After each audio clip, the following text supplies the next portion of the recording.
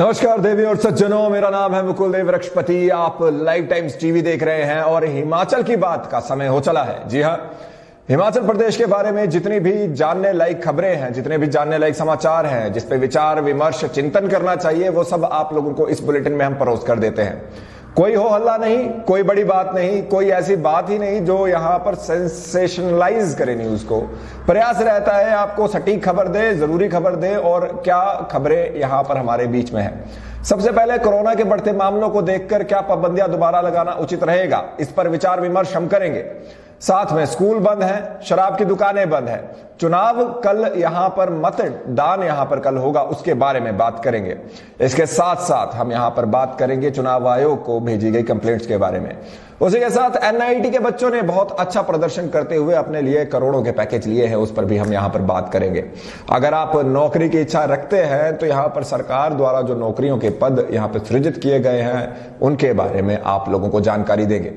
बहरहाल सभी जानकारी आप लोगों को इस बुलेटिन में मिलेगी, और यदि अभी तक आप लोगों ने इस बुलेटिन को शेयर नहीं किया तो शेयर अवश्य करें, लाइक अवश्य करें, कमेंट अवश्य करें, क्षमा चाहेंगे, और जितना ज्यादा हो सके अपने दोस्तों के बीच में इसे बांटे। लाइव टाइम्स टीवी को जरूर यहां पर फॉलो करें और बेल आइकन अवश्य दबाएं। शुरू करते हैं। कोविड के केस लगातार बढ़ रहे हैं, चुनावी माहौल भी चला हुआ है, और चुनावी माहौल में यहां पर रैलियों का दौर अब हालांकि समाप्त हो चुका है।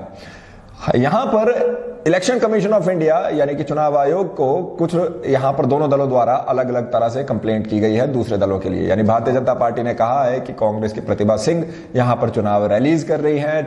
कांग्रेस ने कहा है कि भारतीय जनता पार्टी की ओर से जयराम ठाकुर यहां पर लोगों को संबोधित कर रहे हैं, डोर टू डोर से आगे बढ़कर बात हो रही है। बहरहाल वो सब आप लोगों को कल शाम को पता है, उस पर ज्यादा जाने का प्रयास हम नहीं करेंगे। लेकिन दलों की बात, दलगत राजनीति से ऊपर उठ के हिमाचल की बात करते हैं। हिमाचल की बात यदि करें तो इस सब में जो कोविड के प्रोटोकॉल्स हैं वो तो चलिए, जिसने भी देखा, जहां भी देखा, हम लोग भी यहां पर ग्राउंड में थे, कितना ही पालन हुआ है वो सब आप लोग जानते हैं। हजारों की संख्या में भीड़ यहां पर उपस्थित रही रैलियों में, चाहे वो किसी की भी रैली हो, मुख्यमंत्री से लेकर एक आजाद प्रत्याशी तक, सबकी रैलियों में हजारों की संख्या में लोग उपस्थित हुए। संज्ञान उसका कितना लिया गया कितना नहीं वो हम आप पर छोड़ते हैं। हमने अपने सामने इस तरह का कोई संज्ञान नहीं देखा, और चुनावी माहौल में ऐसा लगता है कि कोरोना यहां पर कहीं गायब हो जाता है। चाहे सोलन के यहां पर जब हमारे बीच में नगर निगम के चुनावों की बात हो, जब नगर निगम के चुनाव पूरे हिमाचल में हुए थे तब भी कोरोना कहीं भूल गया था, और उसके साथ साथ यहां पर जब अब बाई इलेक्शन चल रहे हैं, उपचुनाव चल रहे हैं, कोरोना कहीं पर गायब है। आप लोगों को बताना चाहेंगे, लगातार इन उपचुनावों में कोरोना के बढ़ते मामलों को लेकर कोई भी शायद चिंतित नहीं है, दल भी चिंतित नहीं है, बल भी चिंतित नहीं है। लोग तो चिंता क्यों ही करेंगे। चिंता केवल इस बात की है कि बच्चों को ये जरूर जकड़ रहा है, और बच्चों को जब ये जकड़ रहा है तो उसके साथ साथ यहां पर मृत्यु भी लोगों की हो रही है। हालांकि बच्चे तकरीबन यहां पर जो है सुरक्षित अभी तक माने जा रहे हैं।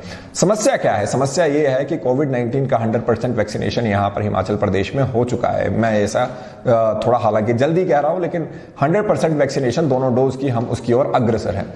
जब 100% वैक्सीनेशन की ओर हम अग्रसर हैं तो उसका मतलब यह भी निकलता है कि अगर कोविड की पाबंदियां अब लगाई जाती हैं तो उसका मतलब क्या है? सरकार द्वारा दी गई वैक्सीन यहां पर कारगर नहीं है। एक बात जरूर है कि यहां पर बच्चों के स्कूलों को ऑनलाइन करना अति आवश्यक रह सकता है, क्योंकि बच्चों में कोविड के केस आ रहे हैं और बच्चों की वैक्सीनेशन अभी तक नहीं हुई। 18 साल से ऊपर के लोगों की वैक्सीनेशन हो चुकी है, और किसी भी प्रकार से अगर उन पर किसी तरह की रोकथाम या पाबंदी लगाई जाती है तो उसका केवल एक ही मतलब निकलता है कि कोविड की वैक्सीनेशन, जो कोविड की वैक्सीन है, वो यहां पर दुरुस्त नहीं थी। लेकिन सरकार भी ऐसा मैसेज नहीं देना चाहेगी, प्रशासन भी ऐसा मैसेज नहीं देना चाहेगा। मैसेज साफ है, सीधा है, सिंपल है कि कोविड की कोई भी वैक्सीनेशन जो यहां पर हुई है उन लोगों पर किसी प्रकार की पाबंदी नहीं लगनी चाहिए। लेकिन जिस तरह से कोविड के मामले बढ़ रहे हैं, और जैसे कि चुनाव भी चल रहे हैं और कोविड के मामले लगातार चुनावों में बढ़ते हैं, कोविड, मुझे ऐसा लगता है कि कोविड की वैक्सीनेशन जिस तरह से चल रही है और कोविड के मामले जो बढ़ रहे हैं, उसके बाद अगर कल को पाबंदी लगाई भी जाएगी तो वो स्कूलों तक ही सीमित रहनी चाहिए। कारण भी है उसका, कारण उसका सबसे बड़ा ये है कि केवल वही बच्चे ऐसे हैं जिन पर अभी तक वैक्सीनेशन नहीं हुआ। इसके साथ साथ आप लोगों को इस चीज पर भी ध्यान आकर्षित आपका करना चाहेंगे कि कोविड, हालांकि ये तंज है, और कि कोविड जो ये चुनावी रैलियों के दौरान नहीं होता, ये केवल शायद एक ही कारण है इसका कि अभी तक 2-3 साल का ही वो हुआ है। बड़ा होता, 18 साल का होता तो रैली में पहुंचता, लोगों को संक्रमित करता। बहरहाल आपकी और आपके परिवार की सुरक्षा आपके अपने हाथों में है। सरकार, विपक्ष, कोई उसके बारे में नहीं सोच रहा। चुनाव जीतना ज्यादा यहाँ पर आवश्यक है। तो कितनी पाबंदियां लग सकती हैं, अभी तक इसके बारे में कुछ कहा नहीं जा सकता। हाँ, पाबंदियां लगेंगी ये भी नहीं कहा जा सकता। बच्चों के स्कूल यहाँ पर दीपावली की छुट्टियों के लिए बंद कर दिए गए हैं। उसी के साथ जो शराब की दुकानें हैं या जिसे आप ठेके कहते हैं, वो भी यहाँ पर आने वाले चुनावों को देखकर 28 तारीख से ही बंद कर दिए गए हैं। ये हमारे बीच में जब तक चुनाव मतदान के तीसरे दिन यानी कि जब तक मतगणना होगी तब तक बंद ही रहेंगे। ये किसी भी बड़े हो हल्ले से बचने के लिए यहाँ पर सरकार द्वारा किया गया है। तो उम्मीद है कि आप लोग भी अगर यहाँ पर किसी भी प्रकार से इसका सेवन करते हैं तो आपको कुछ समय के लिए इसके सेवन से रुकना पड़ेगा। बहरहाल जो भी लोग यहाँ पर जुड़े हैं, आप लोग स्ट्रीम जरूर शेयर कीजिए, कमेंट जरूर कीजिए। आप लोगों के कमेंट्स लेना चाहेंगे। अंकुश जी हेलो है, रंगीला राम जी गुड, धन्यवाद जी, आप सभी लोगों का यहाँ पर स्वागत है। Sunil ji good morning. और इसके साथ अगली आपको बात यहां पर बताएंगे। शराब की दुकानें होगी, चुनाव आयोग के दलों की शिकायतें होगी, पाबंदियों की बात हो गई, और अब वो जरूरी बात है जो आप लोग वैसे सुनना नहीं चाहते। अगर सुनना चाहते हैं और इंपॉर्टेंट है, नौकरियों की बात करेंगे यहां पर, और भी चीजों के बारे में बात करेंगे, जो बच्चों ने अच्छा परफॉर्म किया उनके बारे में बात करेंगे। अगर जरूरी लगे तो इसे स्ट्रीम को जरूर शेयर कीजिए, नहीं लगे आपकी अपनी मर्जी है। सेंसेशनलाइज करना ना हमारे मन में है ना हम करना चाहेंगे। तो आप लोगों को सीधा सीधा बताते हैं कि कौन कौन सी और यहाँ पर हमारे बीच में बातें हमारे सामने आई हैं, और उन्हीं को आप लोगों तक प्रयास करेंगे पहुंचाने का। तो सबसे पहले तो यही बताना चाहेंगे कि हमारे बीच में उपचुनावों के लिए 525 बसें यहाँ पर बुक की गई हैं। तो इसका मतलब ये समझिए, हालांकि एचआरटीसी ने दावा किया है कि एचआरटीसी जो मंडलों में उपचुनाव को लेकर जो बसें भेजी गई हैं उनकी वहां पर वैकल्पिक व्यवस्था की जाएगी, और उन क्षेत्रों में लोगों को ज्यादा से ज्यादा समस्या हो सकती है वो केवल मात्र निगम की बस ही चलती है, जिन पर रूटों पर निजी बस ऑपरेटरों का बसों का संचालन नहीं होता। उन्होंने कहा है कि जहां पर प्राइवेट बस नहीं चलती वहां पर समस्या हो सकती है, लेकिन हम प्रयास करेंगे कि समस्या ना हो। लेकिन याद रखिए 525 बसें गई हैं, तो आप ये रखिए कि मंडी में 256, जुब्बल कोटखाई में 178, अर्की 31 और फतेहपुर में 60 बसें लगाई गई हैं। इसका मतलब सीधा सीधा समझिए कि अगर आप कहीं जा रहे हैं तो आपको मुसीबत का सामना करना पड़ सकता है। हालांकि जुब्बल कोटखाई में जितना मैंने वहां पर ग्राउंड पर था तो मैंने देखा वहां पर बसों में ज्यादा केवल जो नेपाली मूल के व्यक्ति हैं वही घूमते हैं, लेकिन फिर भी प्रयास यही रहना चाहिए, आप अपना ध्यान रखें। दिवाली में भी अतिरिक्त बसों की बुकिंग में आप लोगों को दिक्कतें पड़ सकती है, तो ध्यान रखिए 525 बसें चलाई गई हैं। तो आप लोगों को आने वाले समय में यहां पर बसों के लिए जनता को दिक्कत झेलनी पड़ सकती है। 525 बसें उपचुनावों के लिए बुक की गई हैं। शिक्षा की बात करें, 666 सरकारी स्कूल में एक ही क्लासरूम है, और इसी के साथ साथ इंटरनेट की सुविधा 13,192 स्कूलों में नहीं है। 3,611 स्कूलों में खेल का मैदान नहीं है। 516 स्कूलों में बिजली ही नहीं है। एक कमरे में 410 प्राइमरी स्कूल चल रहे हैं। ये आंकड़ा मैं आपको हिमाचल प्रदेश का बता रहा हूं। जी हाँ, आपको बता दें कि एक बार फिर से जब हम यहां पर बात कर रहे हैं, दोबारा से सुन लीजिए। शिक्षा विभाग की रिपोर्ट के अनुसार प्रदेश के स्कूलों में लाखों छात्र इंटरनेट और कंप्यूटर सुविधा से महरूम है।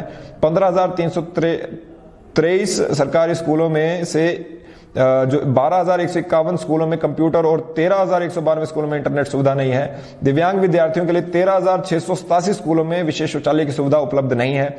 2,556 स्कूलों में रैंप का भी यहाँ पर रैंप भी नहीं बने, और 3,611 स्कूलों में खेल का मैदान उपलब्ध नहीं है। प्रदेश में 1,018 मिडिल स्कूलों में 20 से कम विद्यार्थी हैं। वहीं 889 स्कूलों में 21 से 60 के बीच विद्यार्थी हैं। 51 स्कूलों में 60 से अधिक विद्यार्थी हैं, और स्कूलों में 6,751 अक्षमता वाले या दिव्यांग विद्यार्थी अध्ययनरत हैं। तो आप समझ सकते हैं, फिर से सुन लीजिए, एक कमरे में 410 प्राइमरी स्कूल चल रहे हैं। 516 स्कूलों में बिजली नहीं है हिमाचल प्रदेश के।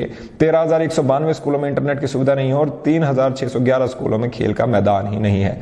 666 सरकारी स्कूलों में केवल एक क्लासरूम है। चलिए, ये तो रही कि अब इससे शिक्षा को जो स्तर है वो कितना हमारा यहाँ पर गिर गया है, कि इंफ्रास्ट्रक्चर ही हमारे पास थोड़ा थोड़ा बना है, और जहां पर इंफ्रास्ट्रक्चर है वहां पर टीचर हो वो भी कोई जरूरी नहीं है। आपको बता दें, कॉलेज के असिस्टेंट प्रोफेसर के लिए भी 560 पद भरने का प्रोसेस पूरा हो चुका है, और प्रपोजल तैयार कर लिया गया है। 2 नवंबर के बाद लोक सेवा आयोग के कमीशन के प्रस्ताव से पद भरने के लिए प्रस्ताव भेज दिया जाएगा। कॉलेज में 1000 पद खाली है, और 560 पद यहाँ पर शिक्षा विभाग यहाँ पर असिस्टेंट प्रोफेसर के भरने की तैयारी कर रहा है। SC, ST और OBC की सीटों पर भी आवंटित कर दिया गया है, और इसका 2-3 दिन द्वारा विभाग द्वारा खुलासा कर दिया जाएगा। यह भी बताया जा रहा है कि कॉलेज प्रोफेसरों के पद भरने की प्रोसेस पहले से ही शुरू कर दिया था, और आचार संहिता लगने की वजह से इस प्रक्रिया को रोकना पड़ा। फिर से आप लोगों को बता दें कि अब हिमाचल प्रदेश, देखिए पहले हमने स्कूलों की बात करी, उसके बाद शिक्षा की बात कर ली, जो आपको यहाँ पर स्कूल अभी आने वाले टाइम में असिस्टेंट प्रोफेसर के पद भरे जाने हैं। आखिर में हमीरपुर के 12 छात्रों को अमेजोन में नौकरी मिली है और इन अमेजोन में नौकरी वालों में से सिरमौर के राजगढ़ निवासी सब्या सूद को यूनाइटेड किंगडम की कंपनी अमेजोन ने 1 करोड़ 9 लाख के पैकेज यहाँ पर उनको दिया है। इसके साथ साथ एनआईटी हमीरपुर के फाइनल ईयर के 11 अन्य छात्रों को भी 32 लाख का सालाना पैकेज मिला है। बीटेक और ड्यूल डिग्री के 653 स्टूडेंट्स में से 329 को पढ़ाई के दौरान ही देश और विदेश में प्लेसमेंट मिल गई है और अप्रैल 2022 तक प्लेसमेंट की यह प्रक्रिया चलने वाली है और जब तक लगभग 80% विद्यार्थियों की प्लेसमेंट मिलने की उम्मीद जताई जा रही है। तो यहां से हम शुभकामनाएं देंगे सब्या सूद जी को, जिनको 1 करोड़ 9 लाख का सालाना पैकेज मिला है। आपको बहुत बहुत शुभकामनाएं। एक तरफ ये है सब्या सूद जी, एक तरफ पे हमारे स्कूल के तंत्र है, जहां पर हमारे स्कूल जो है बिल्कुल भी ठीक नहीं है। बहरहाल महत्वपूर्ण खबर लगे तो आप इसे शेयर कीजिएगा, नहीं लगे तो ना कीजिएगा। खबर आप तक पहुंचाना हमारी जिम्मेदारी है। इस लाइव स्ट्रीम पर कैमरा पर मेरा साथ वीडियो जर्नलिस्ट शुभम शर्मा जी ने दिया है। बैकएंड पे विशाल सूद जी हमारे एडिशनल लाइव प्रोड्यूसर। मेरा नाम मुकुल देव वृक्षपति है। जल्द मिलेंगे अगली स्ट्रीम में। जय हिंद।